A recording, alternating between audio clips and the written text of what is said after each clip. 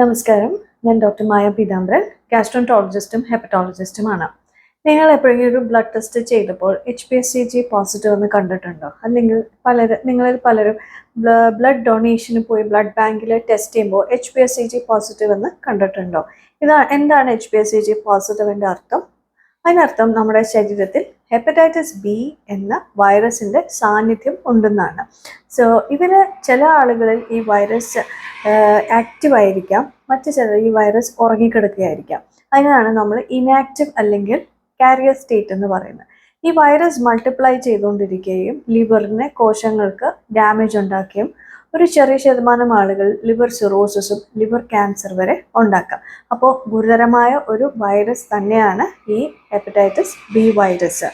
പലപ്പോഴും ഈ വൈറസ് നമ്മുടെ ശരീരത്തിൽ കടക്കുന്നത് നമ്മൾ അറിയുന്നില്ല, അത് നമുക്ക് രോഗലക്ഷണങ്ങളും ഉണ്ടാക്കുന്നില്ല. ഇതുപോലെ എന്തെങ്കിലും രക്തപരിശോധനകൾ ചെയ്താൽ മാത്രമേ ഈ വൈറസിൻ്റെ സാന്നിധ്യം നമ്മൾ കണ്ടുപിടിക്കുന്നുള്ളൂ.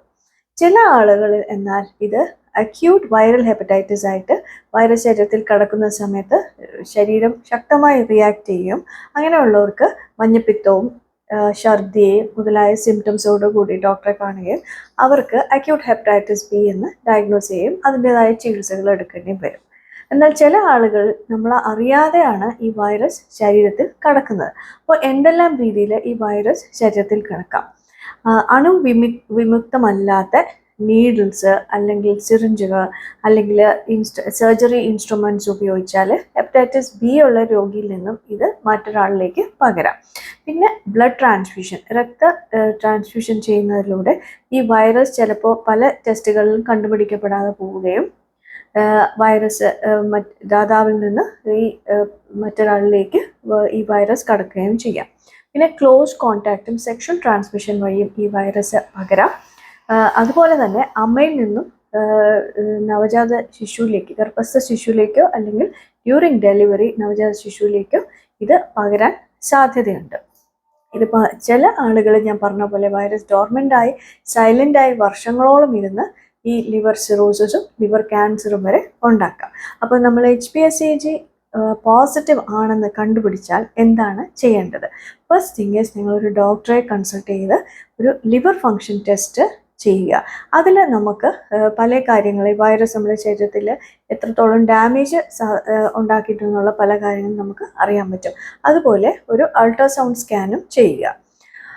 വൈറസിൻ്റെ വൈറസ് ശരീരത്തിൽ മൾട്ടിപ്ലൈ ചെയ്യുന്നുണ്ടോ, വൈറസ് എത്രമാത്രം നമ്മുടെ ശരീരത്തിൽ ഇപ്പോഴുണ്ട് മുതലായ ടെസ്റ്റ് അറിയാൻ വേണ്ടി HPE ആൻറ്റിജൻ, HPV DNA ക്വാണ്ടിറ്റേഷൻ മുതലായ PCR ടെസ്റ്റ് ഇതെല്ലാം ചെയ്തു കഴിഞ്ഞാൽ നമുക്ക് ഈ വൈറസ് നമ്മുടെ ശരീരത്തിൽ ഇപ്പോൾ എത്രമാത്രം ഉണ്ടെന്നും അത് ആക്റ്റീവ്ലി മൾട്ടിപ്ലിക്കേറ്റ് ചെയ്യുന്നുണ്ടെന്നും നമുക്ക് അറിയാൻ പറ്റും.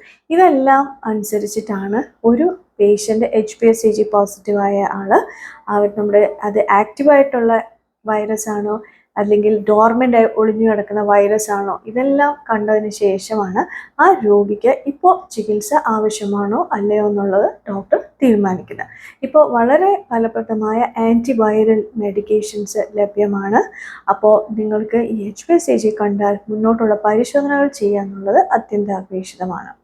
മറ്റൊരു കാര്യം നിങ്ങൾ ഓർമ്മിക്കേണ്ടത്, നമ്മൾ HbA1c പോസിറ്റീവ് ആയാൽ നമ്മളിൽ നിന്നും മറ്റുള്ളവരിലേക്ക് ഇത് ഞാൻ മേൽ പറഞ്ഞ രീതികളിൽ പകരാൻ സാധ്യതയുണ്ട്. അപ്പോൾ ഫാമിലി സ്ക്രീനിങ്, സ്പെഷ്യലി വൈഫ്, കുട്ടികൾ ഉണ്ടെങ്കിൽ അവർക്ക് HbA1c ഉണ്ടോ എന്ന് ടെസ്റ്റ് ചെയ്യണം. അതുപോലെ അവർ നെഗറ്റീവ് ആണെങ്കിൽ അവർക്ക് വാക്സിനേറ്റ് ചെയ്യേണ്ട അത്യാവശ്യം ആണ്. സോ ഇപ്പോൾ ഈ പറഞ്ഞ കാര്യങ്ങൾ നിങ്ങൾക്ക് ഇഷ്ടപ്പെട്ടെങ്കിൽ please like, share and subscribe to our channel. Thank you.